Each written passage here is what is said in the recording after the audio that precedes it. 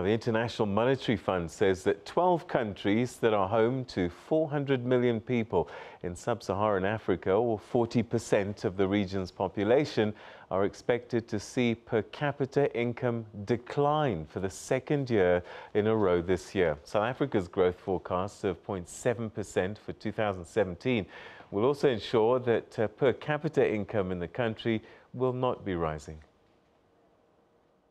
Growth in sub-Saharan Africa has picked up relative to last year, but it remains markedly below the level of recent years. Growth is expected to reach around 2.6% in this year. This compares with about 1.5% last year. And the recovery is mainly due to one-off factors, some recovery in oil production in Nigeria, and the easing of drought conditions in eastern and southern Africa. As well, the somewhat better external environment has contributed to the recovery that we've seen. One thing that we're concerned about, however, is that the underlying growth momentum remains weak. Beyond 2017, we see growth expected to be about 3.5% through around 2019, and this is below the 5% or more mark that the region was expanding by in the first half of this decade. Commodity prices has been a very severe shock to these economies. So a slowdown in growth is to be expected. Beyond also the commodity price shock, I think there's been a confluence of other factors that have compounded the shock. So in South Africa, for example, last year was, of course, very difficult for the whole eastern and seaboard of the region because of the drought. So there's been a confluence of these shocks which has exacerbated conditions. Well, for more on this, we're now joined by U.S. correspondent Sherwin Bryce-Pease. Sherwin, thanks for joining us. So for more than 400 million sub-Saharan Africans, it's not great prospects economically going forward.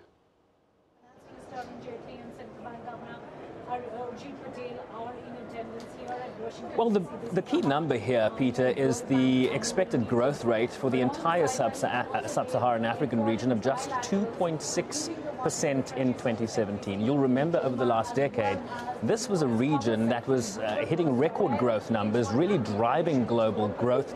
But what we're seeing now, again, for the first time in a number of years, is sub-Saharan Africa's growth rate, or certainly the forecast, is well below what is predicted for global growth. Global growth this year is expected to grow at 3.6%, 3.7%, driven mainly by improvements in the United States, in the European countries, in Japan. So developed countries are now driving what we're seeing on the global, in terms of the global growth numbers, and sub-Saharan Africa, where you have, of course, high unemployment rates, huge inequalities in various economies, no less in South Africa, you are seeing very tepid growth rates, and this is going to do nothing to increase per capita incomes in those countries. And of course, in South Africa, in addition to that, you have this political uncertainty, the focus on the December elective conference of the African National Congress, compounding what is really a very tepid growth rate in that region. South Africa's story, I guess, very well reported, but what about the region?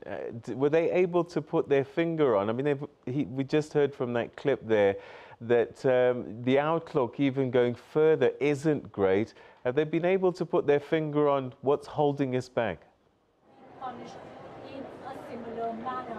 I also just want to quickly point out that well, let's be clear, it's not great for everybody. It's great for some. We're seeing record growth numbers in places like Kenya, that's above 5%. Rwanda, in West Africa, you have growth rates exceeding 5% in places like Senegal and Cote d'Ivoire.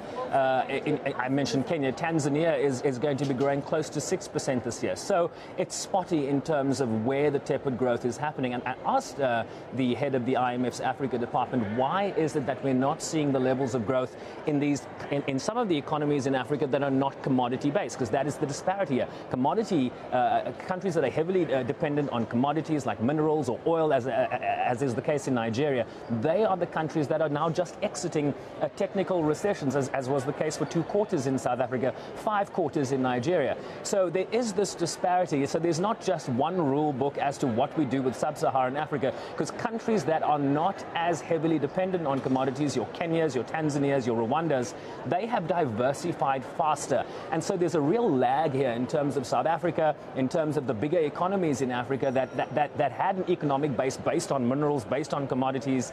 They are coming slower to this party, if you will. We are seeing growth rates exceeding expectations globally, but then you have these commodity-based economies that are still lagging, and that really is the key here, is how quickly the South African government, how quickly the Treasury can really implement the structural reforms that are so well spelt out in the National Development Plan. And just this week, Lesitsha Kganyago has been saying, as you're pointing out, that you can forget all of these things, these plans, unless you make the economy grow.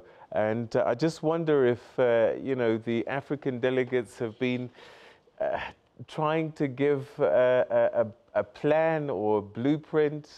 Ours is the NDP. What about the region? As well as world countries, or whether you look at trade agreements or whether you look at important political... Well, the plans are in place. I mean, you sit and you listen to what needs to happen, and the examples are there. The magic numbers are being hit in various East African economies, various West African economies. We are seeing this lag, and what the IMF has been saying is that due to the commodity shock that hit countries like South Africa during the global recession, we are now seeing countries like that, because of those shocks, taking some time to come out of that hole. But in addition to that, so there are various circumstances that are personal to different countries. South Africa has a very peculiar situation right now. It's an elective year. If you talk to the ratings agencies, what they consistently talk about, Peter, is the political uncertainty, what's going to happen in terms of the leadership in South Africa, in addition to all these other factors. So it really is a sort of a whirlwind of factors that is influencing. Let's look particularly at South Africa. In the region, you are seeing tepid growth rates also in places like Zimbabwe, in places like Namibia. I think Namibia is going to be around 2.6% growth this year, similar rates in Botswana. So really it is about diversifying these economies, moving away from a heavy dependency on commodities, because they will fail you in the long term. These countries really need to find new avenues of growth, new sectors to expand into, and that really is what we're hearing from the IMF today. All right, Sherwin, we're going to leave it there. Thank you very much indeed. That's Sherwin Bryce-Pease, our correspondent, speaking to us about this IMF gathering. And it's not great news for some countries, 12 countries, in fact, here on the continent, 400 million people in sub-Saharan Africa. But as he said, there are some countries that are doing well.